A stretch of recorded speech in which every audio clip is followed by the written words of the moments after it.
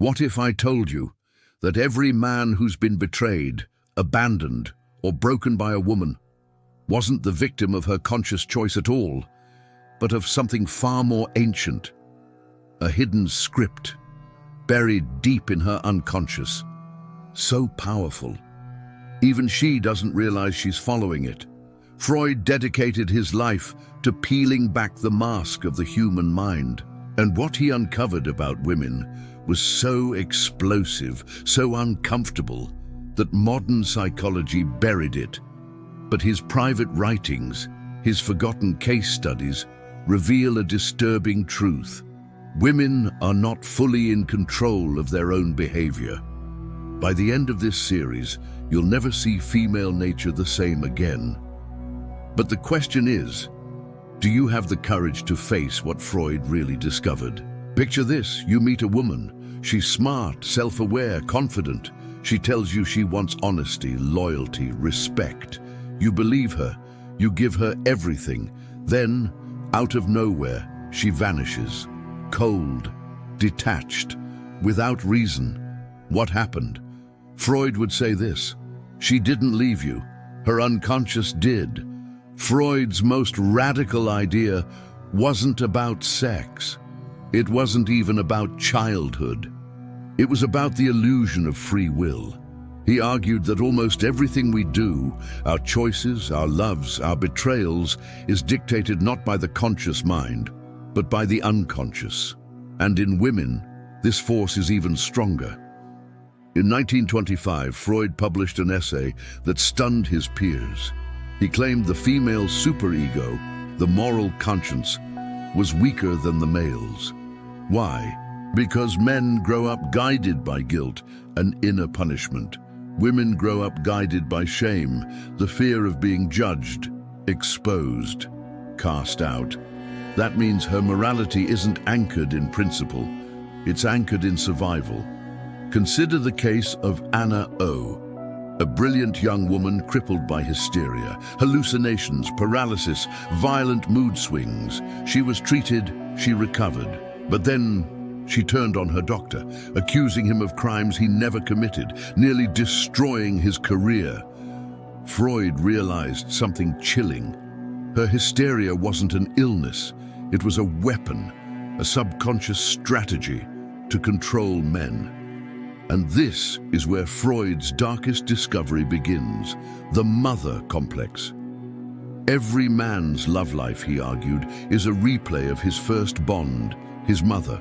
Did she punish you with silence, reward you only when you obeyed, make you feel guilty for wanting freedom? If so, you weren't just raised, you were programmed to confuse manipulation with love.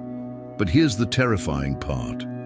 Sometimes women don't even understand their own betrayals. You sit across from her at dinner, her eyes glowing, her laughter pulling you in. 3 days later, she ghosts you. No warning, no explanation, just silence. Why? Because her biology vetoed you. Freud suspected it. Modern science confirms it. Her personality shifts with her cycle. During ovulation, she's magnetic, risky, drawn to dominance. During menstruation, she's cold, critical, hypersensitive, but she doesn't know this, so she invents reasons. We're not compatible. I just don't feel it anymore. The truth? Her body made the choice. Freud's most brutal insight. A woman's love is never unconditional. Even the best mother resents her son, because one day he will leave. That knowledge, that all love ends, haunts the female psyche. So from childhood, they learn one survival code: extract as much as possible while it lasts. Resources, affection, security. Then, when the unconscious pushes her elsewhere, she moves on, without guilt. Every man recognizes the cycle. Phase 1, idealization. You're perfect, chosen. Phase 2, testing, withdrawing affection, creating friction. Phase 3, the discard. Silence, coldness, the line you've heard before: it's not you, it's me.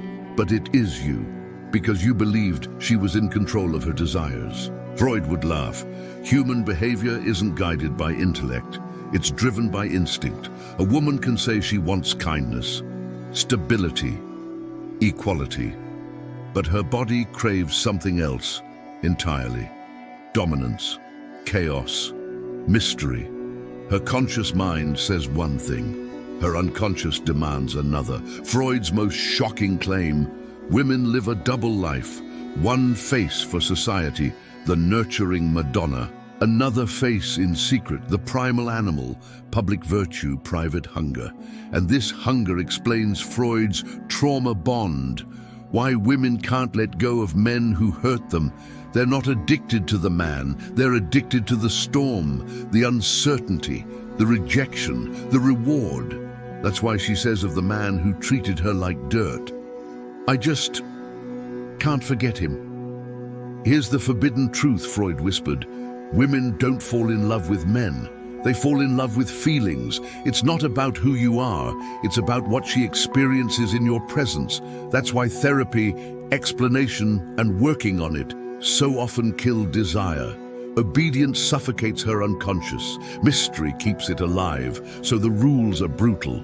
The more you need her, the less she needs you. Speak less than you feel. Let silence do the work. When she shows her shadow, don't flinch, because she isn't just fighting you, she's fighting herself. And in that war, men have always been the casualties.